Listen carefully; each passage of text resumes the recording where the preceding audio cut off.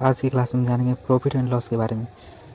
इसके बारे में हम छोटी छोटी बातों को हम बहुत ही बारीकी से जानेंगे और इसका अध्ययन। लॉस मतलब हो गया लाभ और हानि। इसमें लाभ होता है, लाभ बराबर होता है विक्रय मूल्य माइनस क्रय मूल्य। जैसे फॉर एग्जांपल अगर देखते हैं कोई भी वस्तु का, मान लीजिए विक्रय मूल्य है 500 रुपया और क्रय मूल्य है 300 रुपया, तो यहाँ पर विक्रय मूल्य ज़्यादा है क्रय मूल्य से। यानी जब विक्रय मूल्य क्रय मूल्य से ज़्यादा होता है तो उस स्थिति में लाभ होता है।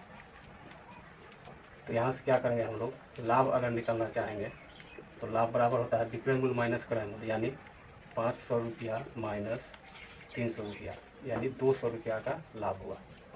वही अगर हानि हम लोग निकालना चाहेंगे तो हानि बराबर होता है क्रय मूल्य माइनस विक्रय मूल्य।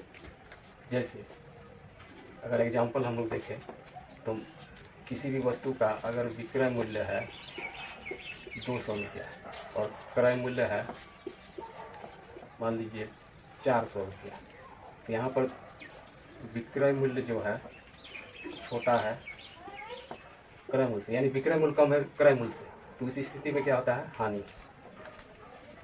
तो इस स्थिति में हानि कितना हो जाएगा, हानि बराबर हो जाएगा 400 रुपया में से 200 रुपया माइनस कर देंगे, यानी 200 रुपया का हानि हो गया। वही अगर हानि कितना प्रतिशत, 400 रुपया के सामान को बेच दिए 200 रुपया में, तो हानि हो गया 200 रुपया। अगर हानि प्रतिशत जानना चाहेंगे तो हानि प्रतिशत होता है, हानि प्रतिशत निकालने के लिए हम लोग क्या करते हैं, हानि बटा क्रय मूल्य गुने 100। हमेशा लाभ या हानि क्रय मूल्य पर होता है प्रतिशत। तो यानी हानि इसमें हो गया था मेरा 200 रुपया और क्रय मूल्य था वस्तु का 400 रुपया, 100 से गुना कर दिए, ये 2 जीरो कैंसिल, यानी 50% का हानि हुआ। हानि कितना हुआ, 200 रुपया। हानि प्रतिशत में कितना हुआ, तो 50%। हानि प्रतिशत निकालने के लिए हानि बटा क्रय मूल्य गुने 100, ये हानि प्रतिशत का सूत्र हुआ।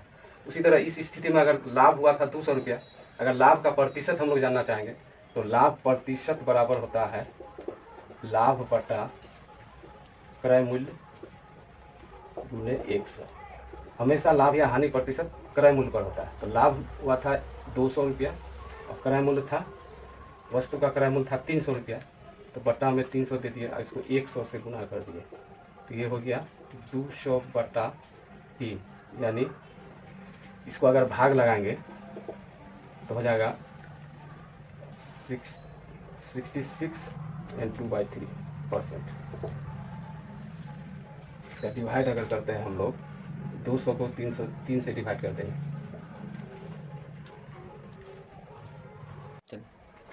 तो हम लोग लाभ बराबर समझ गए, जो लाभ बराबर विक्रय मूल्य माइनस क्रय मूल्य, और हानि बराबर समझ गए जो क्रय मूल्य माइनस विक्रय मूल्य। यानी लाभ के स्थिति में विक्रय मूल्य हमेशा ज़्यादा होता है क्रय मूल्य से, और हानि की स्थिति में विक्रय मूल्य हमेशा छोटा होता है क्रय मूल्य से। इस चीज़ को हम लोग को दिमाग में रखना होगा। कोई भी वस्तु को कितना में खरीदे और कितना में बेचे, उसका लाभ या हानि निकालने के लिए पहले हम लोग देख लेंगे जो लाभ क्रय मूल्य ज़्यादा है या विक्रय मूल्य, उसको हम लोग देखने के बाद लाभ या हानि का पता कर सकते हैं। तो लाभ हानि पता करने के लिए हम लोग इस स्टेप का फॉलो करेंगे। उसी में लाभ प्रतिशत अगर निकालना हो तो लाभ बटा क्रय मूल्य गुने 100, ये सूत्र का प्रयोग करेंगे, और हानि प्रतिशत निकालना हो तो हानि बटा क्रय मूल्य गुने 100, इस सूत्र का प्रयोग करेंगे, जिससे इस स्थिति में मेरा 50% का हानि हुआ था और हानि रुपया में आया था 200। इस स्थिति में लाभ मेरा हुआ था 200 और लाभ का प्रतिशत 66.2/3% हुआ। तो ये हो गया लाभ और हानि का कॉन्सेप्ट। अब हम लोग समझेंगे लाभ या हानि प्रतिशत दिया हुआ है और क्रय मूल्य या विक्रय मूल्य दिया हुआ है, या लाभ या हानि प्रतिशत दिया हुआ है, क्रय मूल्य और विक्रय मूल्य से कोई भी एक मान दिया हुआ है, तो क्रय मूल्य अगर दिया हुआ है तो विक्रय मूल्य निकाल लेंगे, और विक्रय मूल्य दिया हुआ है तो क्रय मूल्य निकाल लेंगे। तो उसके लिए हम लोग कौन स्टेप का फॉलो करेंगे उस चीज को हम लोग देखते हैं। जैसे मान लिया जाए किसी वस्तु का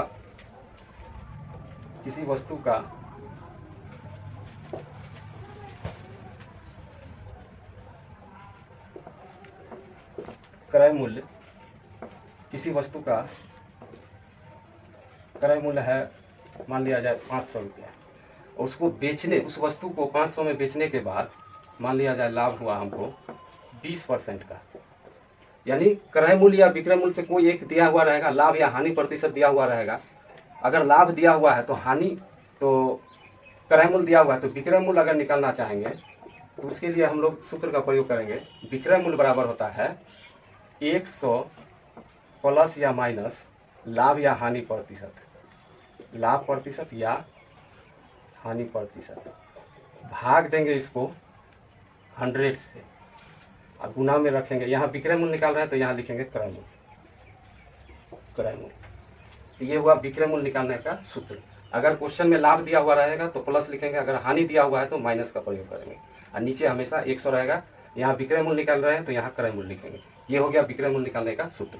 तो इस क्वेश्चन में हम लोग देखते हैं क्या क्या दिया हुआ है। यहाँ पर दिया हुआ है 100 प्लस लाभ प्रतिशत दिया हुआ था, लाभ दिया हुआ यानी प्लस साइन का प्रयोग कर, लाभ मतलब ज्यादा, कोई चीज बढ़ गया, यानी 500 रुपया में बेच के हम 20% का लाभ कमाए तो वस्तु का क्रय मूल्य कितना था, तो क्रय मूल्य निकालने, विक्रय मूल्य कितना था, तो विक्रय मूल्य निकालने के लिए हम लोग ये सूत्र का प्रयोग किए। यहाँ पर लाभ प्रतिशत दिया हुआ यानी प्लस साइन का प्रयोग करेंगे। तो प्रतिशत लाभ था 20% और नीचे लिखेंगे 100 और गुना कर देंगे क्रय मूल्य से। तो क्रय मूल्य वस्तु का था 500 रुपया, ये दोनों को जोड़ दिए तो 120 हो गया, बट्टा में 100 गुने 500 लिख दिए। ये 2 जीरो से 2 जीरो कैंसिल हो गया, 12 पंचे 60 यानी 600 रुपया उसका क्रय मूल्य, विक्रय मूल्य रहा हुआ होगा। यानी 600 का कोई वस्तु 500 में खरीद के 20% अगर हम लाभ कमाते हैं तो निश्चय उस वस्तु को हम 600 में बेचे होंगे। तो ये हो गया विक्रय मूल्य निकालने का सूत्र। इसी क्वेश्चन को अगर